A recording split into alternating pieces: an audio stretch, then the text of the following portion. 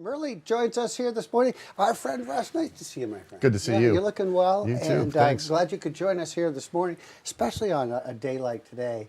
You know, it's been a little odd, the weather this year. Tell us a little bit about it. What's going on? It has, yeah. It's been a wild winter for sure, and it certainly made my job a little more challenging, especially in the longer range. But yeah, it's first of all, we had a brief burst of El Nino earlier in the season, and those are typically warm and somewhat wet winters here in the Northeast. So we had that aspect of it, but we've had some recent things going on.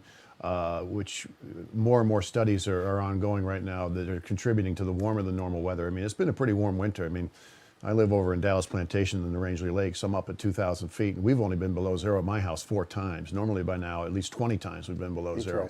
So it's been a really warm winter. But we had a volcanic eruption, an underwater volcanic eruption in the South Pacific back in January 2022, the Hunga Tonga volcano.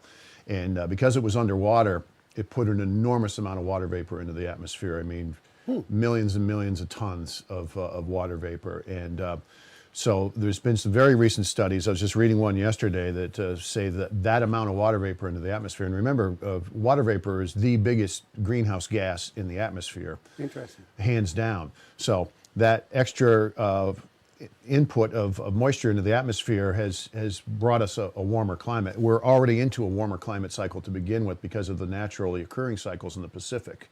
So, and the Atlantic, downstream. But, we watch the Pacific Ocean carefully because weather, for the most part, in the Northeast comes from, actually the whole country, from west to east. So we have to watch what's going out over the Pacific so we have a better understanding of what's going on with our weather patterns. But so there's a lot of studies now that are saying, yeah, because of that underwater volcanic eruption in 2022, we've got all this extra water vapor in the atmosphere that has warmed us up, and they're still doing studies on that. But I find it fascinating, and I've read a few studies on it, and it makes perfect sense. It's something that I'm sure many of us are never even aware of. Right, right. Yeah, I mean, I wasn't aware of the underwater. I mean, when it happened, I was like, yeah, okay, well, that's underwater. Meteorologists are more concerned about the above-ground volcanoes because when they put ash up into the stratosphere, that limits the incoming solar radiation. And we've had some big ones in past history where it's actually caused a pretty significant cooling globally, not just here in this part of the world, but globally. Krakatoa back in the 1800s, there was, of course, the famous year without a summer in 1816. That was related to a massive volcanic eruption in Indonesia about a year prior to that. So, but these underwater volcanoes, because they're under the water, they push all that heat and energy up through the ocean, and it just disperses as water vapor, and it causes big changes to the global climate and the global energy budget. That's very interesting stuff. So El Nino and then La Nina. Right. Those are both.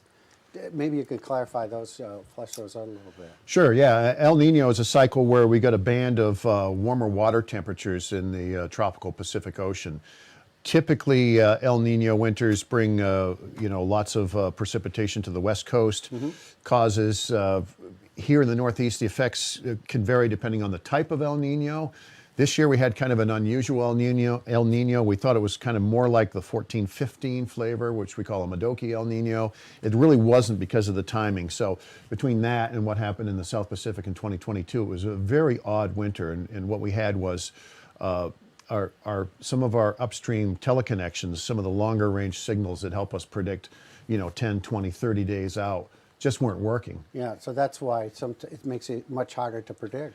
Absolutely, yeah. Those teleconnections, like the EPO, which is the Eastern Pacific Oscillation, usually when we see a negative EPO developing, it usually means a week or two of pretty cold weather here in the Northeast. That just hasn't happened. We've had negative EPOs, and it hasn't gotten cold here. The other thing that we use to kind of predict in the longer range, a few weeks to a month or so out, is sudden stratospheric warmings, and we had a couple of those this winter, which usually translate to a pretty good cold snap here in the Northeast. Never happened. They had a couple of bursts of cold out in the Midwest and the Northern Rockies and out in the Canadian prairies, but it just never happened. So we're kind of, steering the ship without a rudder this winter in terms of long range forecasting. It's been really, really difficult. We've had to go back to old school tools, which is analoging and trying to sort out which climate models make the most sense. And some of the climate models actually started picking up the fact that it was going to be a warm winter in January, but by then... We love those European models.